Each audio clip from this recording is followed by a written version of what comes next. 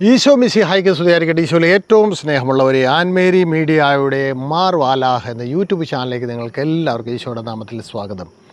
എളുപ്പവഴി വചനം പഠിക്കാം കൊട്ടേഷനോടുകൂടി. ഇന്ന് 2 വചനങ്ങൾ നമുക്ക് പഠിക്കാം. ആദ്യത്തെ വചനം എളുപ്പം കൊട്ടേഷൻ ഓർത്തിരിക്കാം. അതേ അധ്യായത്തിൽ നിന്നുള്ള മറ്റൊരു വചനവും പഠിക്കാം. ക്ഷമിക്കുമെന്നോർത്ത് വീണ്ടും വീണ്ടും പാപം ചെയ്യരുത്.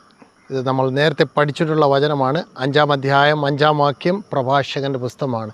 ക്ഷമിക്കുമെന്നോർത്ത് വീണ്ടും വീണ്ടും പാപം ചെയ്യരുത്. ഇനി മറ്റൊരു വചനം 7-ാം വാക്യമാണ്. അതേ അധ്യായം തന്നെ 7-ാം വാക്യം. അവിടത്തേക്ക് തിരിയുവാൻ, കർത്താവിങ്കിലേക്ക് തിരിയുവാൻ നാളെ നാളെ എന്ന് നീട്ടിവെക്കരുത്. നാളെ നാളെ എന്ന് നീട്ടിവെക്കുന്നവർക്കുള്ള വചനമാണിത്.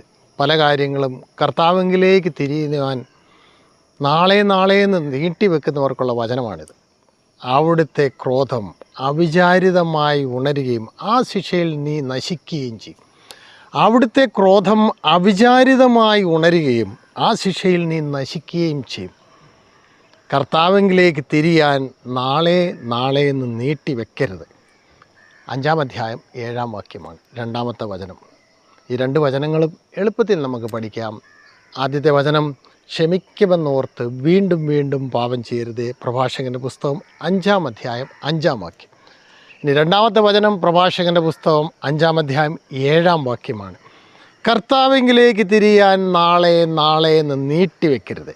അവിടുത്തെ ക്രോധം അവിചാരിതമായി ഉണരുകയും ആ ശിക്ഷയിൽ നീ നശിക്കുകയും ചെയ്യും. ദൈവം നമ്മളെ ധാരാളമായിട്ട് അനുഗ്രഹിക്കട്ടെ. കൂടുതൽ വചനങ്ങൾ പഠിക്കാം.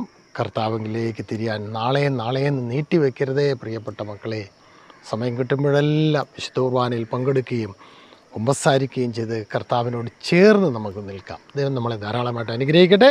ആമേൻ.